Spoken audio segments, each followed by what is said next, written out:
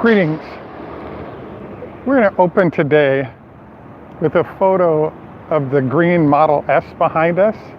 If you'll take a note, the springs have been chopped so that it actually it sits as a lower profile to the ground.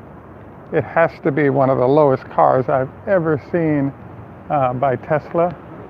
And I thought it was kind of interesting to note, if you really want to optimize the racing attributes of the car, might be worth noting. This is Greg for Teslafaninsight. Today's show is sort of a part 2 version of a conversation we started on the fact that there's a phenomenon going on of Tesla destroying the secret EV plans of GM, Lutz, as well as the sort of big auto companies. As you can see, we're at our local service facility today. Many of my friends on here give me a hard time about hard numbers.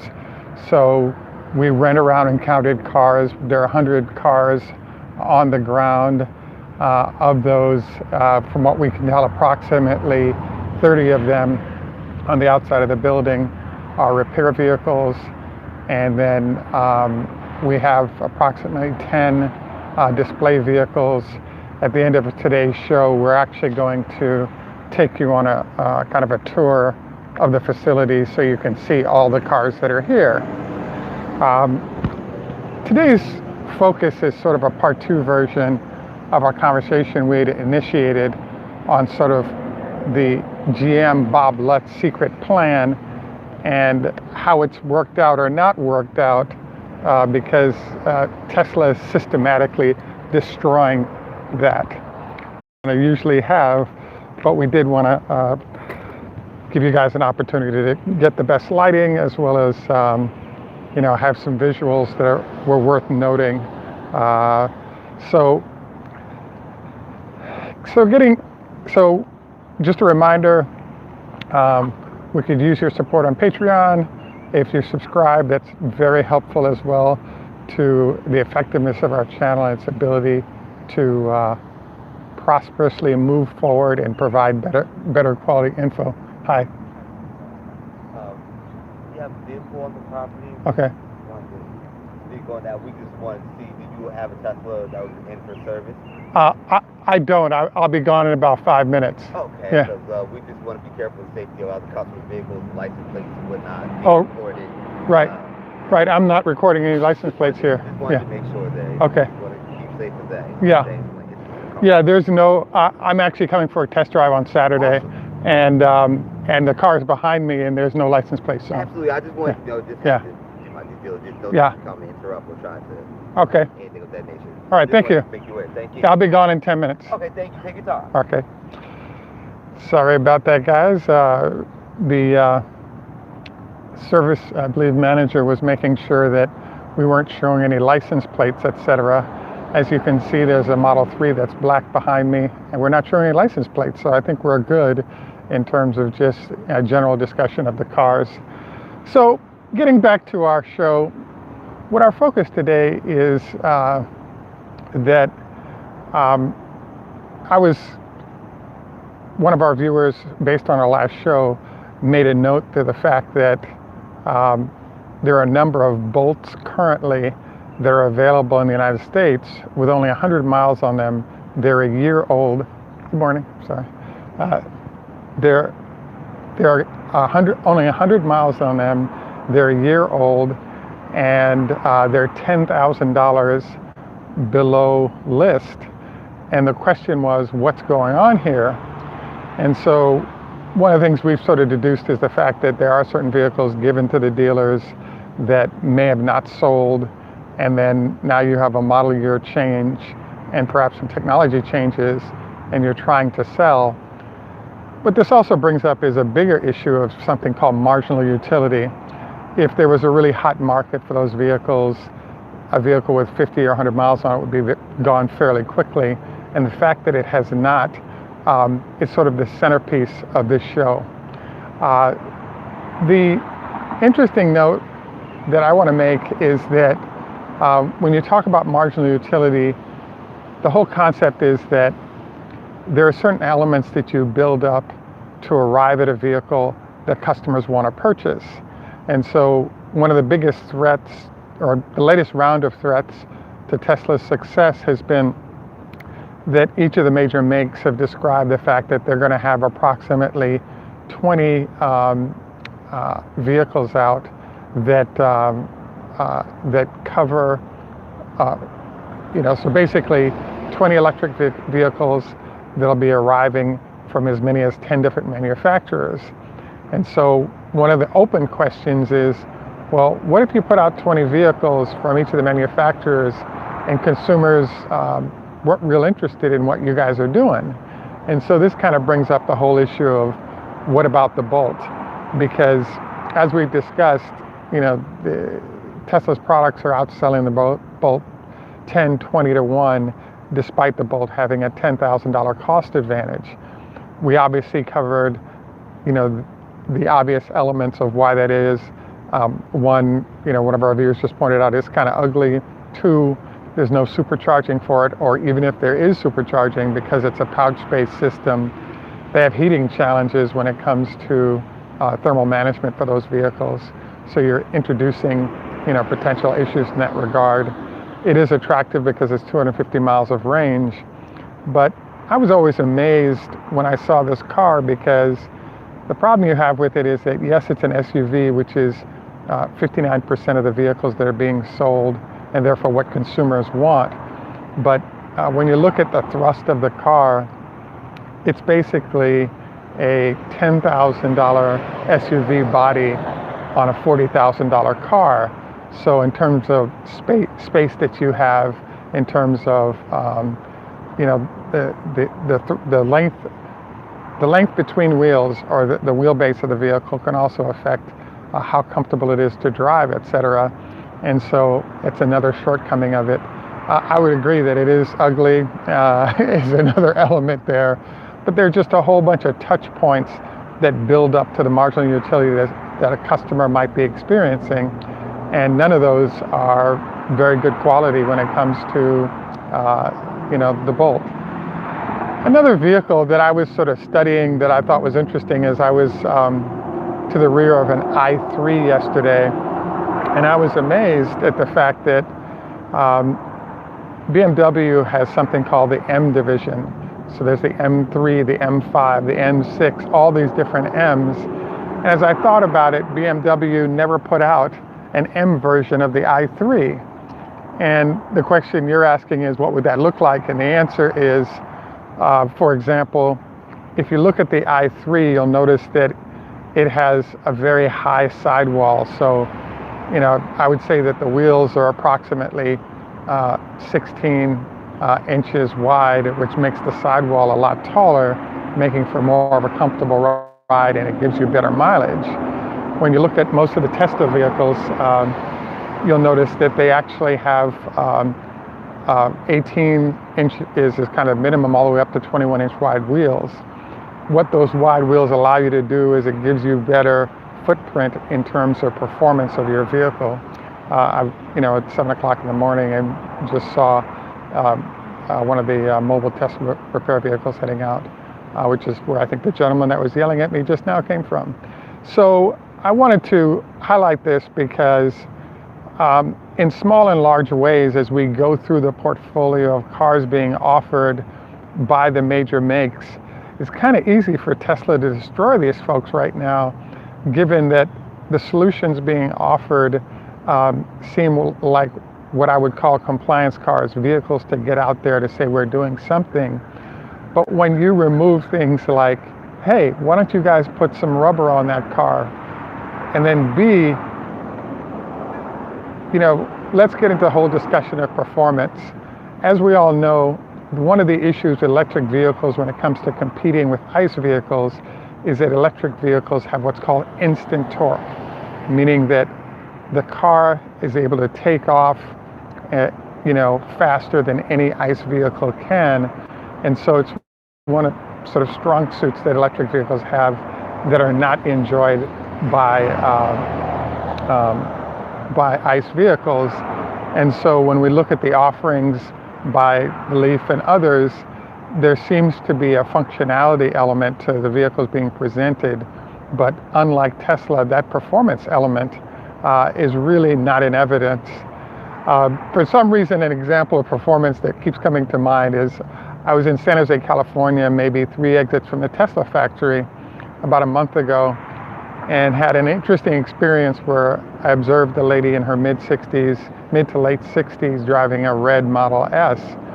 And as I was coming up in the right lane, she was entering the freeway, and the question was she going to wait until I went by or go in front of me? And I was stunned because this grandma basically blew my doors off. And I thought that was really interesting because one of the suggestions is, will people bounce back to competing makes once they finally catch up? And the answer is, hey, I'm seeing grandmas blowing the doors off of other people's cars right now. So I'm just saying that people getting used to enjoying the power of an electric vehicle like Tesla may not want to go back to the olden days of slow rev up ICE vehicles that are slow to deliver the power the car is capable of. So so what we're really digging at here is the fact that, yes, competing firms have decided to put vehicles out. What's strange is that even with the first GM product that we saw that was an electric vehicle, it kind of had a moonscape look to it.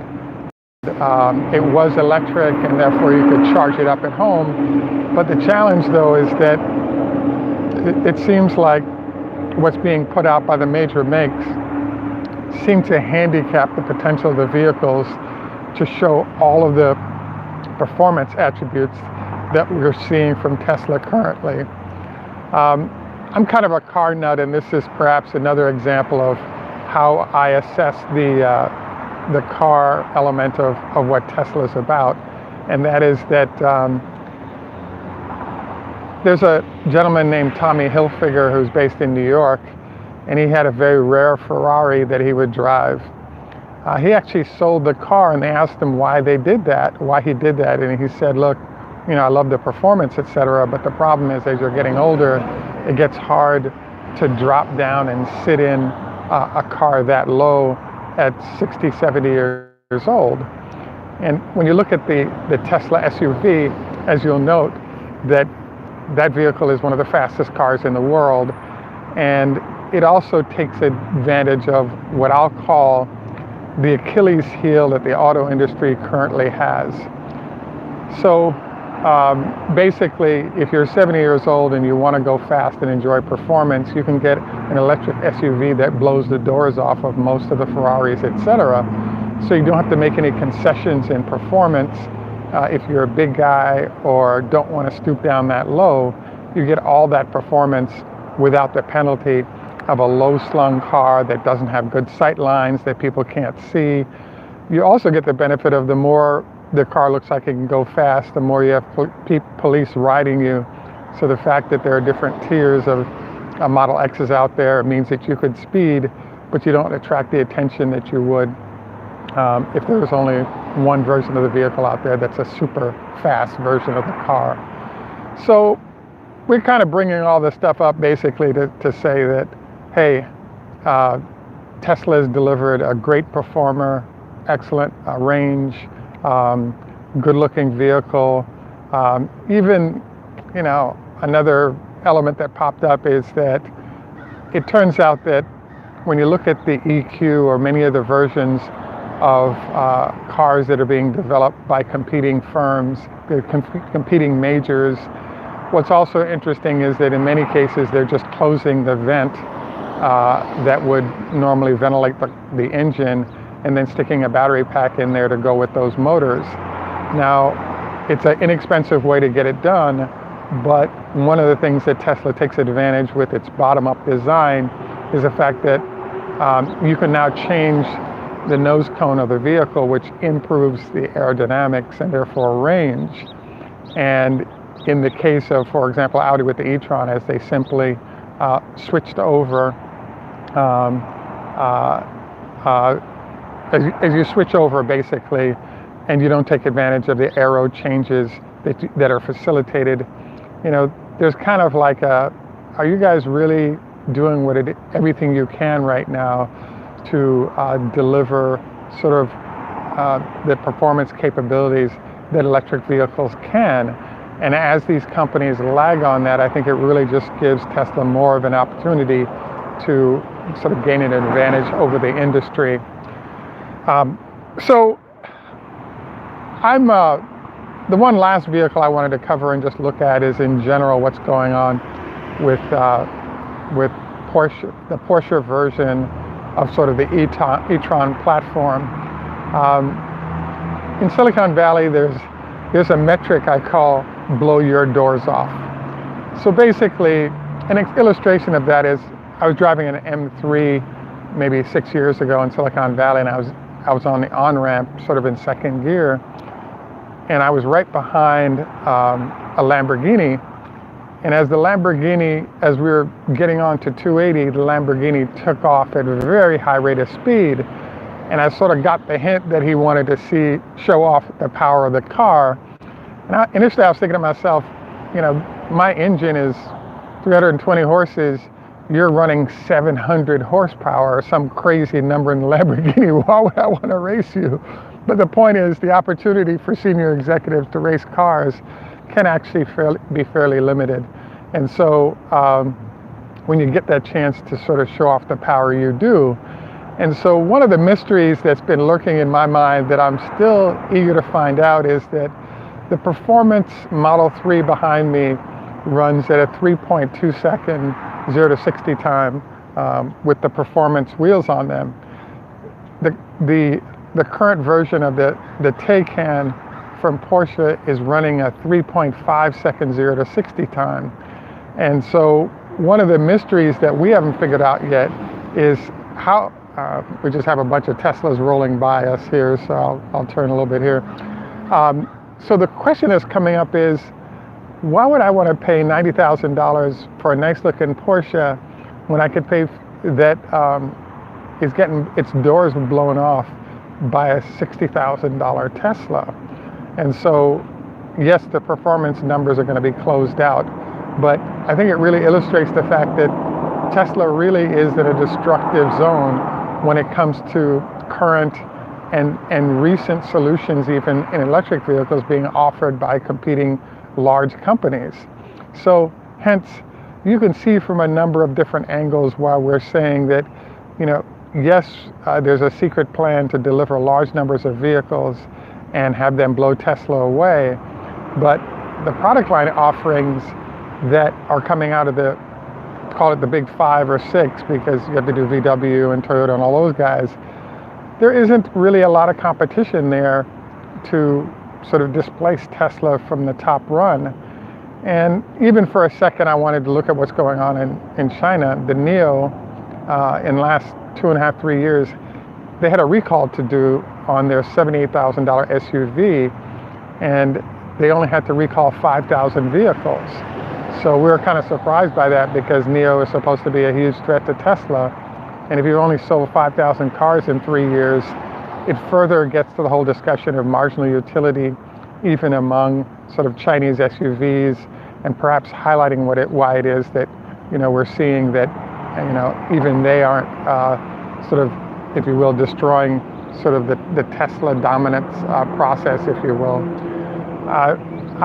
So we wanted to further sort of dive into this whole question of, is Tesla destroying the auto industry? And it's not only destroying ICE vehicles with great performance, but you're also seeing a destruction of the new models that are being offered now. I also wanted to sort of bring up the fact that as a final sort of destruction illustration of Tesla, there's something else that's going on, and we've discussed this before, which is the process of automobiles with the help of computers over the last 20 years has been each year you get more power for less money. And so we're now at the point where there's a number of 500 horsepower vehicles on the road, and there's an interesting question that shows Tesla's dominance. And the question is if you have a car that's an ICE vehicle with 500 horsepower that can go 200 miles an hour, 150 miles an hour, that's an excellent circumstance. The challenge, though, is you can do anywhere from 50 to 80, 85 miles an hour on local roads, sneaking it in while you're driving, etc. But there aren't too many places where you can do 150 to 200 miles an hour and not crash or kill somebody. There's just too much congestion, particularly in the high density areas. So the next question that pops up then is, for the auto industry, is if your only method for differentiating is by adding power and speed at the high end, where most consumers can't use it, what happens when consumers get a hold of a vehicle that's very powerful, that can offer huge performance at the low end, that is, i.e. below 80 miles an hour, where people can use it and therefore not waste all that extra horsepower in a way that that is not that is not conducive. So, at any rate, I'm looking forward to the comments that you guys have made and are going to make. I saw Richard and Thaddeus make some comments there, but we're trying to make sure that we get the core logic across of what we're discussing. But in general, we're sort of running through the fact that the transition to take over or dominate Tesla isn't going to roll as easily as one might think. And in fact, it's going to, I think, destabilize and bankrupt a lot of ICE manufacturers, particularly if they're unwilling to embrace fully the ways in which you can leverage electric for great performance from vehicles. So come on, BMW, we need an M version of i3 with some, with a restyled skin that facilitates some nice 22-inch rims and tires with a low enough profile of the vehicle so that this thing can perform rather than just be an anvil around the customers' necks. So at this point in the show, what we're actually going to do is we're going to do a little walk around the service facility so you guys can see all the vehicles that are here in the Tysons Corner, Virginia area before we close out the show. Feel free to fire questions as you may. This is the front of the store. I've already showed you the low profile vehicle that we have there. Interestingly, almost all of the, that's interesting. Almost all the test vehicles are black, and I particularly like seeing the giant calipers on the Performance Edition. So, I think you all know what the car looks like. I thought the most interesting thing that I saw that was unusual was the fact that the rims had been chopped on the green Model S that we showed to you. Any rate, exactly. Thaddeus, the interesting thing is most of the power of any car is in second gear. Hey, Michael, greetings from down under. Thaddeus, hello. Yeah, all the power is in the fun sort of the power is particularly where about the second gear would be. So that'd be like 15 miles an hour to probably 45 is in that takeoff zone for most vehicles. And so it's one of the shortcomings of ICE vehicles because they haven't built up as much power right away as the instant power you get when dealing with an electric vehicle like any of Tesla's cars. Any rate, wanted to reminder about to do my 25 leg list. We'd like to ask you to please take time to like and subscribe. We could use your support on Patreon if you would. Please remember to do 25 leg lifts with each leg before you head into your day as a way to strengthen your quad muscles to reduce the chances of knee issues. And then finally, remember not to go to bed within 2 hours of eating, preferably 4 hours to let the food digest so you don't have issues with acid reflux. This is Greg for Teslafaninsight. Thanks, Dan, for the comment. And frankly, thank all of you for the comments here. I was able to catch a few names there. But again, we've been asked to sort of concentrate on quality show rather than the shout-out precursor. Thanks once again for joining us. Look forward to any and all of your comments. And hey, we like a good argument. As long as it's constructive, if we're wrong, we like to hear what you guys have got to say. Wow. Yeah, service center expansion is definitely on the list, and I agree with that. The leg weight, they're actually leg weights. So I don't know if I want to. So let me do a quick demo of the leg weights here. If you guys will hang on for one more minute. I have to pull my mic off to get over to it.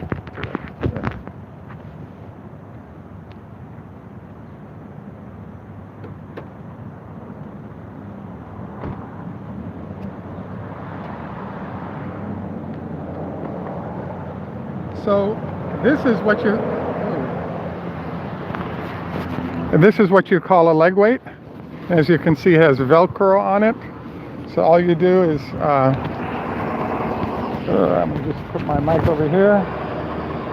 So all you do is wrap it around your leg using the Velcro to secure it. And then you do 25 leg lifts. So I just wrapped it around my leg, used the Velcro to do so, and I'll do 25 of those with each leg as a way to strengthen the quad muscles and reduce the chance of knee issues. We actually had a physician who used to run Georgetown Hospital who pointed out to us that the leg weights are also, yes, on the ankle, exactly. What he also pointed out is by doing those leg lifts, you also get the benefit of the fact that by strengthening, it actually strengthens your whole body. So if there in fact was an operation that you ended up in, it'll reduce your recovery time. So yeah, there's a lot of questions on the process of that. But again, this is it right here, and you just sit in a chair and do 25 leg lifts on each side as a way to strengthen your quad muscles. At any rate, I want to thank you once again for while sitting, exactly. I guess you could stand, do them while I'm sitting down. I'm actually sitting in the car seat, and I just turn to the side and just do them.